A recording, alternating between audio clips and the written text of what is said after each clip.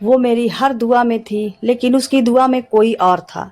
बारिश बहुत तेज हो रही थी और मैं अस्पताल के बाहर उस लड़की के लिए रो रहा था, जिसके लिए मैंने अपनी पूरी ज़िंदगी लगा दी थी। लेकिन अंदर उसके बिस्तर के पास मैं नहीं, कोई और बैठा था। उस दिन पहली बार मुझे समझ आया, किसी के लिए सब कुछ होना और किसी का होना दो अलग बातें होती हैं। दिल्ली की वो सर्द सुबह आज भी मुझे याद है। मैं पहली बार उसे कॉलेज की लाइब्रेरी में मिला था। सफ़ेद सूट, खुले बाल और आंखों में अजीब सी उदासी। वो किताब पढ़ रही थी, लेकिन उसकी आंखें कहीं और थी। मैंने धीरे से पूछा, ये सीट खाली है? उसने बिना मेरी तरफ देखे कहा, अगर दिल खाली हो तभी किसी को जगह देनी चाहिए। उस एक लाइन ने मुझे रोक लिया। उसका नाम था सिया। वो बाकी लड़कियों जैसी नहीं थी, बहुत कम बोलती थी, लेकिन जब भी बोलती थी ऐसा लगता जैसे शब्द सीधे दिल पर गिर रहे हों।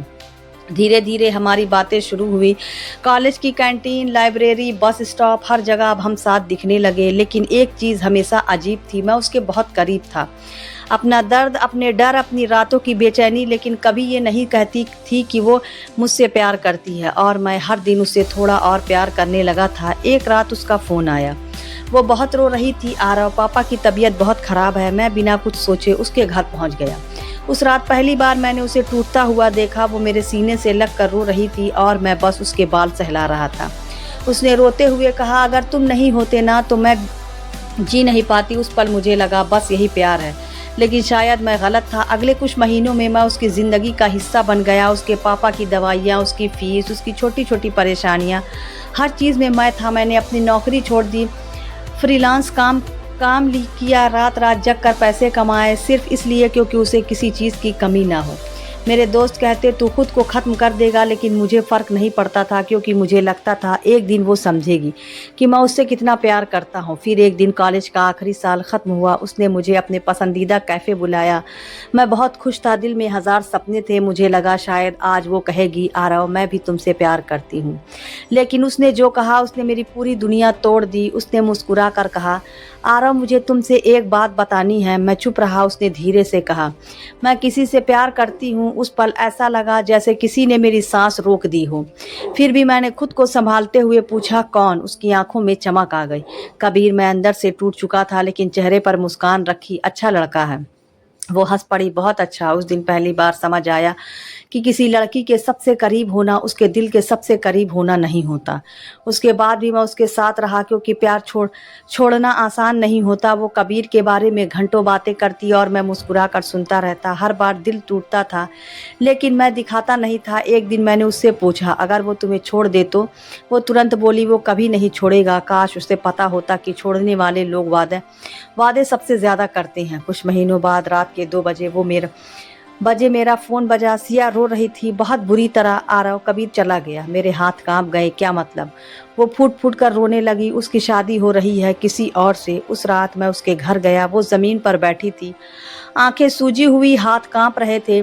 उसने मुझे देखते ही कहा, सब खत्म हो गया आरव। मैं उसके सामने बैठ गया और पहली बार दिल ने जोर से कहा, अब बोल दे कि तू उससे प्यार करता है।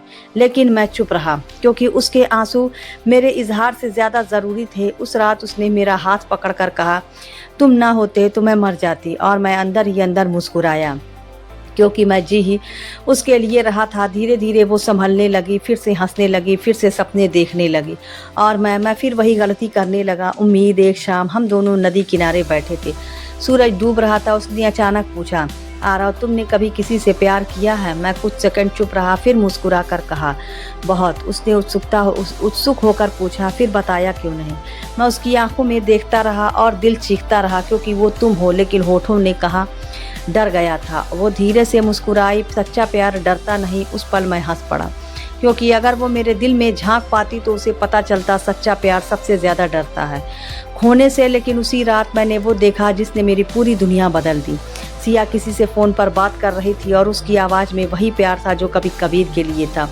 मैंने छुप कर सिर्फ एक लाइन सुनी, मैं तुमसे बहुत प्यार करती हूँ। मेरे पैरों तले ज़मीन खिसक गई, क्योंकि वो आवाज़ कबीर के लिए नहीं थी, किसी और के लिए थी। और उस रात पहली बार मुझे एहसास हुआ, मैं उसकी ज़िंदगी में हमेशा था, लेकिन उसके दिल में कभी नहीं था। लेकिन असली दर्द अभी शुरू हुआ था, क्योंकि अगली सुबह सिया ने मुझे जिस इंसान से मिलवाया उसे देखकर मेरी सांसें रुक गईं। कुछ लोग हमें कभी छोड़ते नहीं हैं क्योंकि उन्होंने हमें कभी अपनाया ही नहीं होता। अगली सुबह मेरी आंखें पूरी रात रोने के बाद खुली। सर भारी था, दिल उससे भी ज़्यादा, लेकिन फिर भी मैं उसके घर गया क्योंकि आदतें इंसान को कमज़ोर बना देती हैं और मेरी सबसे बड़ी आदत सिया थी। मैं दरवाजे तक पहुंचा ही था कि अंदर से उसकी हंसी सुनाई दी, वही हंसी जो कभी मेरे साथ होती थी। मैंने धीरे से दरवाज़ा खोला और फिर मेरे कदम वहीं रुक गए। सिया सामने खड़ी थी और उसके साथ एक लड़का, लंबा कद, हल्की दाढ़ी, आंखों में आत्मविश्वास। उसने मुस्कुरा कर कहा, आरव मिलो, ये आदित्य है। उस पल दिल ने बहुत धीरे से पूछा, और मैं कौन हूँ? सिया बहुत खुश लग रही थी, इतनी खुश जितनी वो कबीर के साथ भी नहीं दिखती थी। उसने मेरा हाथ पकड़ कर कहा, तुम्हें पता है आदित्य मुझे बहुत समझता है। मैं मुस्कुराया क्योंकि रो नहीं सकता था। आदित्य ने आगे बढ़कर हाथ मिलाया, सिया तुम्हारे बारे में बहुत बताती है। मैंने धीरे से पूछा, क्या बताती है? वो हंस पड़ा कि तुम उसके सबसे अच्छे दोस्त हो। बस वही मैं हार गया। जिस लड़की के लिए मैंने खुद को मिटा दिया, उसकी कहानी में मैं सिर्फ सबसे अच्छा दोस्त था। उस दिन के बाद सब बदल गया। अब उसके दिल में आदित्य शुरू होते और उसी पर ख़त्म। लेकिन जब भी उसे दर्द होता वो मेरे पास आती, जब भी वो लड़ते वो मुझे फ़ोन करती, जब भी वो रोती मैं उसे संभालता, और हर बार मैं खुद से एक ही सवाल पूछता, क्या प्यार सच में इतना एक तरफा हो सकता है? एक रात उसने मुझे छत पर बुलाया। बारिश हो रही थी, वो चुपचाप आसमान देख रही थी। मैं उसके पास जाकर खड़ा हो गया। कुछ देर बाद उसने पूछा, आरव तुम मुझे कभी छोड़कर तो नहीं जाओगी ना? मैं हंस पड़ा। कितना अजीब होता है ना, जो इंसान हमारा कभी हुआ ही नहीं उसे खोने से भी डर लगता है। मैंने धीरे से कहा, तुम्हें मेरी ज़रूरत रहेगी तो कभी नहीं जाऊँगा। उसने मेरा हाथ पकड़ लिया। प्रॉमिस। मैंने उसकी आंखों में देखा और पहली बार महसूस किया, कुछ वादे इंसान दूसरे से नहीं खुद की बर्बादी से करता है। दिन गुजरते गए और मैं धीरे धीरे अंदर से ख़त्म होता गया।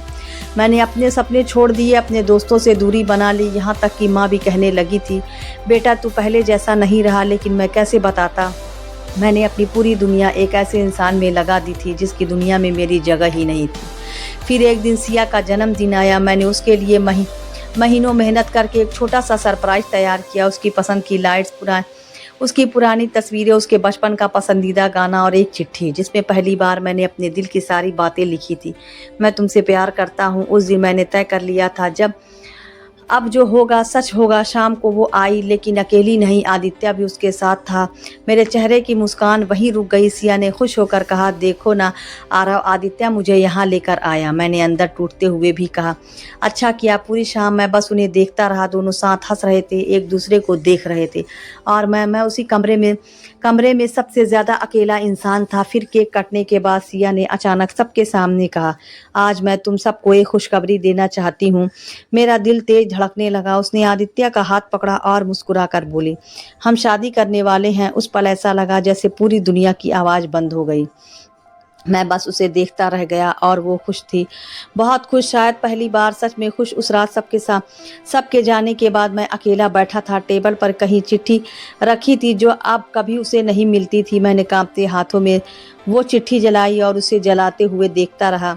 कुछ प्यार ऐसे होते हैं जिन्हें कहना नहीं, दफन करना पड़ता है। लेकिन कहानी यहीं ख़त्म नहीं हुई, क्योंकि अगले ही हफ्ते आदित्य अचानक बदलने लगा। वो सिया पर गुस्सा करता, उसे इग्नोर करता, कई कई दिनों तक गायब रहता, और हर बार सिया मेरे पास रोती हुई आती, आरव मैंने क्या गलत किया? मैं उसे चुप कराता, लेकिन अंदर से टूट जाता, क्योंकि जिस दर्द से मैं गुजर रहा था उसी इंसान के लिए मैं मरहम भी बना हुआ था।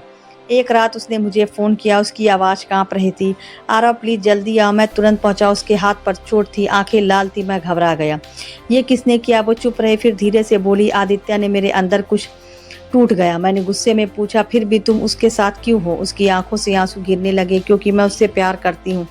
उस पल मैं हार गया पूरी तरह, क्योंकि मैं समझ चुका था कुछ लोग दर्द देकर भी दिल में रहते हैं और कुछ लोग मरहम बनकर भी दिल तक नहीं पहुंच पाते। उस रात पहली बार मैंने उससे दूरी बनाने की कोशिश की। मैंने उसके कॉल उठाने बंद कर दिए, मैसेज का जवाब देना बंद कर दिया, क्योंकि अब मैं खुद को बचाना चाहता था। लेकिन प्यार इंसान को इतना कमज़ोर बना देता है कि वो खुद से भी हार जाता है। 3 दिन बाद वो मेरे घर आ गई, बारिश में भीगी हुई, आंखों में आंसू। उसने आते ही पूछा, तुम मुझसे दूर क्यों जा रहे हो? मैं चुप रहा। उसने मेरा हाथ पकड़ लिया, अगर तुम भी चले गए ना तो मैं टूट जाऊंगी। मैं हंस पड़ा, आंखों में आंसू लेकर, और मैं कब से टूटा हुआ हूँ सिया। वो पहली बार चुप हुई। पूरे कमरे में सिर्फ बारिश की आवाज़ थी।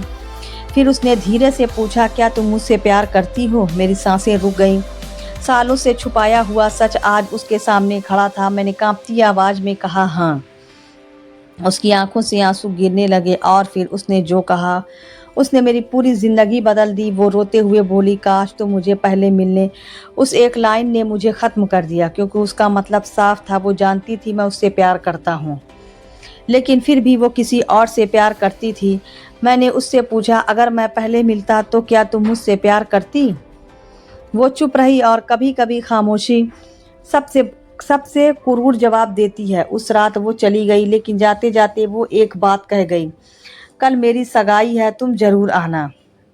और मैं वहीं खड़ा रह गया, क्योंकि जिस लड़की के लिए मैं पूरी दुनिया से लड़ सकता था, अब उसी की शादी में मुस्कुराना था। लेकिन असली तूफान अभी बाकी था, क्योंकि सगाई वाले दिन मंच पर जो हुआ उसने सबकी जिंदगी बदल दी। मैं उसके लिए सब कुछ था, बस उसका नहीं था।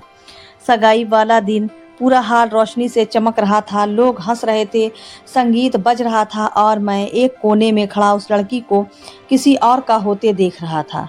सिया लाल रंग के लहंगे में थी, बहुत खूबसूरत, इतनी खूबसूरत कि दर्द भी कुछ पल उसे देखकर रुक जाए।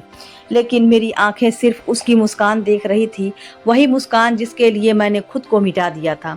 मैं चुपचाप जाने वाला था, तभी पीछे से उसकी आवाज़ आई, आरव। मैं रुक गया। वो धीरे धीरे मेरे पास आई, आंखों में हल्की नमी थी। उसने पूछा, तुम खुश हो ना? कितना अजीब सवाल था। जिस इंसान की पूरी खुशी तुम हो, उसी से पूछना कि वो तुम्हारी शादी में खुश है या नहीं।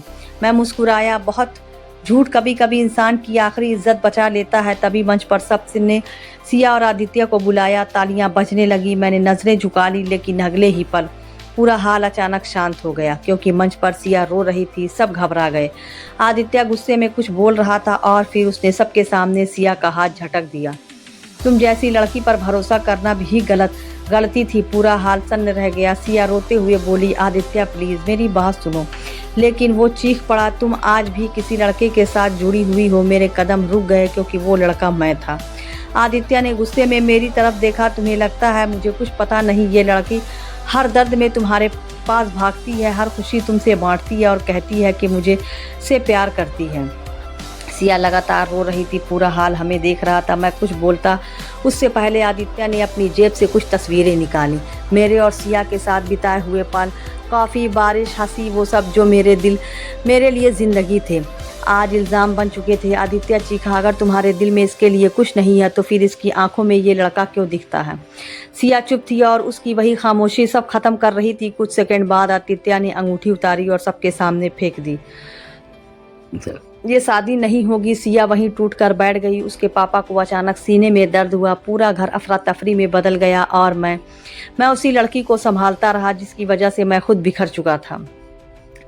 हम उन्हें अस्पताल लेकर गए। रात बहुत गंभीर थी। सिया बाहर बैठकर लगातार रो रही थी। मैं उसके पास जाकर बैठ गया। उसने कांपती आवाज में पूछा, सब मेरी गलती है ना? मैंने उसकी तरफ देखा और पहली बार मेरे अंदर कोई शिकायत नहीं थी, बस थकान थी, बहुत गहरी थकान। मैंने धीरे से कहा, गलती सिर्फ इतनी थी कि तुमने हर उस इंसान को थामे रखा जिसे तुम्हें छोड़ना चाहिए था। उसने रोते हुए पूछा, और तुम्हें? मेरी आंखें भर आई। मुझे तुम्हें बहुत पहले छोड़ देना चाहिए था। उस रात वो मेरे सीने से लगकर बहुत रोई। शायद पहली बार उसे एहसास हुआ था कि जिसे वो हमेशा अपना मानती थी, वो इंसान हर दिन उसके लिए टूटता रहा। अगले कुछ दिन अस्पताल में ही गुजरे। मैं हर पल उसके साथ था, जैसे हमेशा था, लेकिन इस बार कुछ बदल चुका था। अब मैं उम्मीद नहीं कर रहा था, अब मैं सिर्फ उसे देख रहा था। आखिरी बार एक शाम अस्पताल की छत पर सूरज ढल रहा था। सिया मेरे पास आकर खड़ी हो गई। कुछ देर चुप रहने के बाद उसने पूछा, तुमने मुझसे इतना प्यार क्यों किया? मैं हल्का सा मुस्कुराया, पता नहीं। वो रो पड़ी, मैं तुम्हें कभी वो नहीं दे पाई जो तुम डिजर्व करते हो। मैंने उसकी तरफ देखा और शायद पहली बार दिल पूरी तरह शांत था। मैंने कहा, प्यार हमेशा पाने के लिए नहीं होता सिया, कभी कभी सिर्फ महसूस करने के लिए भी होता है। उसने कांपते हाथों से मेरा हाथ पकड़ा। अगर मैं कहूँ कि मुझे अब तुम्हारी आदत हो गई है तो क्या तुम वापस आ जाओगे?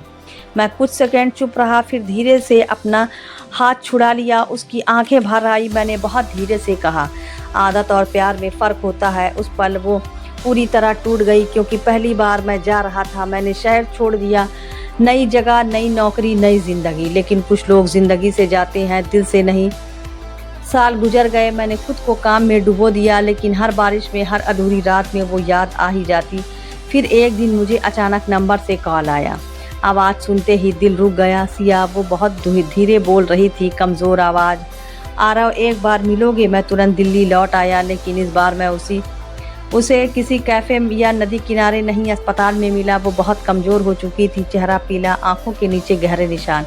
मैं घबरा गया। क्या हुआ तुम्हें? वो हल्का सा मुस्कुराई। दिल की बीमारी है। मैं चुप रहा, क्योंकि कुछ दर्द ऐसे होते हैं जहाँ शब्द भी रोने लगते हैं। उसने धीरे से कहा, मैंने बहुत लोगों को पकड़े रखा, लेकिन जिसे पकड़ना चाहिए था उसे ही खो दिया। मेरी आंखों से आंसू गिरने लगे। वो मुझे देखती रही, फिर मुस्कुरा कर बोली, जानते हो आरव, तुम मेरे लिए क्या थे? मैं चुप रहा। उसने कांपती आवाज़ में कहा, तुम मेरे लिए घर जैसे थे, जहाँ मैं हर दर्द के बाद लौट आती थी। मैं रो पड़ा, क्योंकि इंसान घर से प्यार करता है, लेकिन घर को कभी अपना नहीं कहता।